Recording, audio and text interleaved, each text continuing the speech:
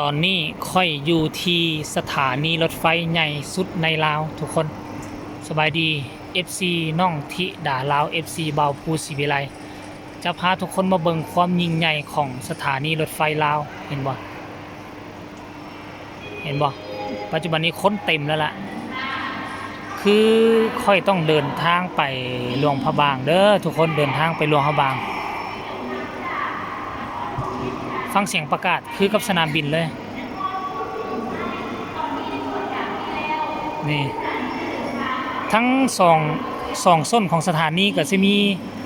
ห้องน้ำมีห้องน้ำทุกส้นแล้วก็มีตู้น้ำฮอกน้ำห้อนน้ำเย็นปัจจุบันนี้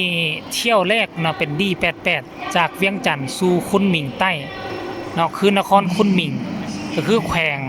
วงยุนนานนครคุนหมิงรถไฟเที่ยวนี่เที่ยวแรกของมือออกจากเวียงจันทร์ไปนี่จะเป็นรถไฟทะลุผ่านระหว่าง2ประเทศกาซีจอดสถานีใหญ่ในลาว4สถานีเนาะจะเป็นสถานีเวียงจันทร์วังเวียงแล้วก็จะเป็นหลวงพระบางอุดมไซแล้วก็บอเตนเนาะบอเตนเป็นสถานีสุดท้ายแล้วก็ทะลุเข้าด่านจีนไปจอดอยู่12พันนาเนาะอาจจะจอดอยู่12พันนาจอดอยู่มองใดตื่มทางผู้ชมหลายจุดก่อนจะไปฮอดนครคุนหมิงก็ได้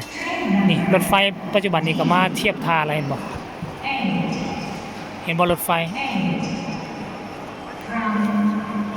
ตัวนี้นี่เป็นรถไฟลาวเด้อตัวสีขาวเด้อปกติแท้รถไฟทะลุระหว่างประเทศนี่จะมีแต่รถไฟจีนเป็นตัวสีเขียวๆเขาเอิ้นว่ายักษ์เขียวมาแต่จีน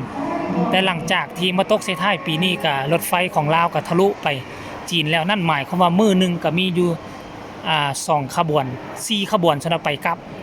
จะมีรถไฟลาวไปฮอดคุนหมิงแล้วก็กลับมาแล้วก็มีตอนเช้า4รถไฟจีนก็กำลังเดินทางจากคุนหมิงมาแล้วแหละมาฮอดลาวแล้วก็กลับ4เที่ยวต่อมื้อใส่รถ2ขบวนหนึ่งบรรจุได้ประมาณ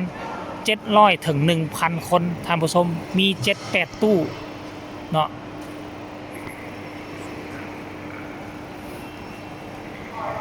คนก็กำลังมาก็หลายอยู่นี่เห็นบ่คนนั่งอยู่ทางด้านนั่นก็หลาย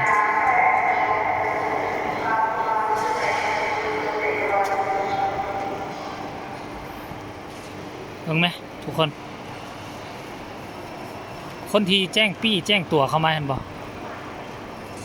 ระบบคัดกรองคือเป็นแบบเดียวกับสนามบินเลย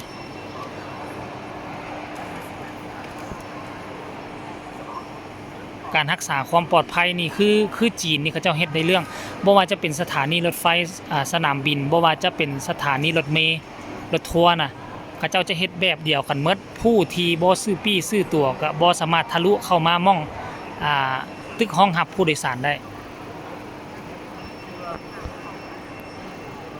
เดี๋ยว15ทุกคนย่างไปเบิ่งรถไฟบ่15ทุกคนย่างไปเบิ่งรถไฟเนาะพาทุกคนย่างไปเบิ่งรถไฟ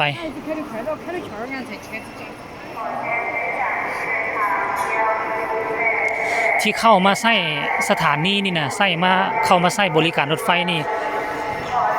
มีทั้งคนจีนมีทั้งคนลาวแบ่งกันครึ่งต่อครึ่งอย่างสุกบ้านไม่อย่างโอ้ยซุ่มนี่เอาก็ได้ว่าเฮ็ดเวียกอยู่นี่แหละสิกลับเป็นหยังฮะ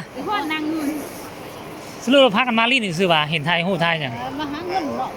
มาอยู่เวียงเด้บ่เอามาให้กินนี่มาแล้วก็บ่ไปหาสั่นบ่จะอยู่เด้หลัก19พุ่นน่ะสนามกีฬาพุ่นห่างจากซุ่มโตอยู่ก็สิประมาณ20ปลาย30ลักนี่แหละจะไปเมืองลงบ้านเมื่อคือกันนั่นแหละหากันไปแวะเฮือนแม่ฮักหรือเพิ่นได้เมารถมาได้เมารถปัจจุบันนะครับโธ่ฉันบ่ได้แวะแล้วกันเหมารถมาก็ได้ สรุปแล้วสิกลับไปเฮ็ดหยังไปเกี่ยวข้าวเอาบ่ไปไทยเลยติ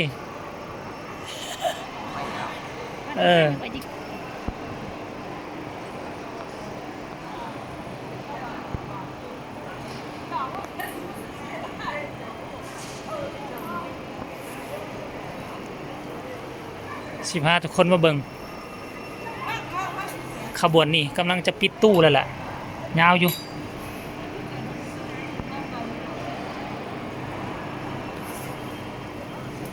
ขบวนรถไฟออกไปต่างประเทศ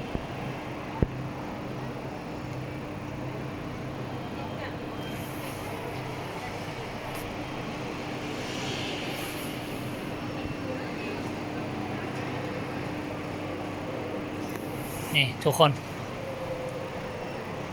ก็ยังมีอีกประมาณ10ปลายคนที่เขาเจ้ารอท่าแจ้งปี้แจ้งตัวออกไปอยู่ขั้นกรณีว่าฮอดเวลานาทีนี้ประตูเขาเจ้าก็สิปิดแล้วก็ขึ้นบ่ทันเลยได้ขั้นผู้ใดมาซ่าเด้อแต่ยังมีคนไปได้อยู่เห็นบ่ยังมีอีก30กว่าคน10กว่าคนอยู่หั่นบ่สามารถแจ้งปี้เข้าไปได้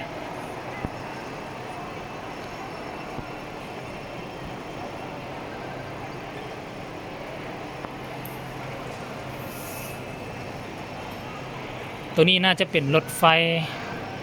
สีนี่เป็นรถไฟลาวที่จะออกเข้าสู่ต่างประเทศแต่ก่อนก็จะมีรถไฟเขียวนี่หูบหางจะใหญ่กว่านี้ทุกคนนี่ผู้นี้นี่ก็จะได้แล่นไว้ในจังหน่อยนึงพอไปซ่าเด้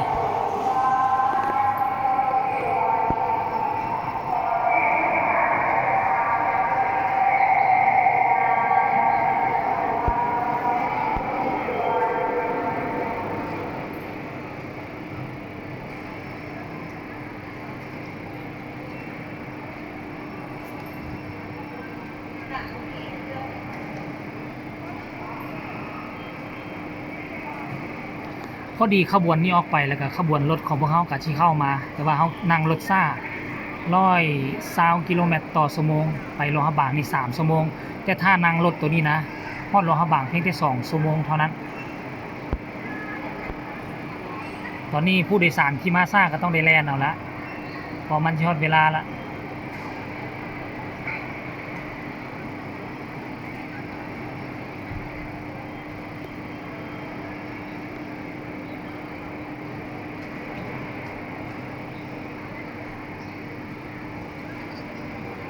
มี9ตู้เลยทุกคน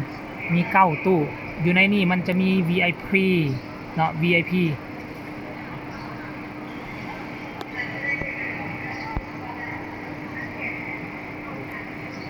มี VIP ยังบ่แล้วก็สิมีสั้นธุรกิจอีกตื่มเนาะได้นั่งตั้งดีตั้งสบายตั้งใหญ่กว้างขวางโอ้มีอาหารครบครันเลยทุกคนอ่ะคลิปนี้เขาก็เอาไว้ซ้ำนี่แหละเดี๋ยวพ่อกันใหม่เราฝากทุกคนกดไลค์กดแชร์กันแล้วกันคุณน่ะเขาหันหลังมาปุ๊บเบิ่งคนไหมเต็มหมดแล้วนี่คุณบอกคนเต็มละป้าโทคนคือเต็มแล้วบนเนี้ยมองนั่งเขาอยู่ใส่นอกบนนี้เนาะกระเป๋าเขาอยู่ใส่นะบนเนี้ยทุกคนเอาเป็นว่าคลิปนี้ก็ฝากไว้ซ้ำนี่กันแล้วกัน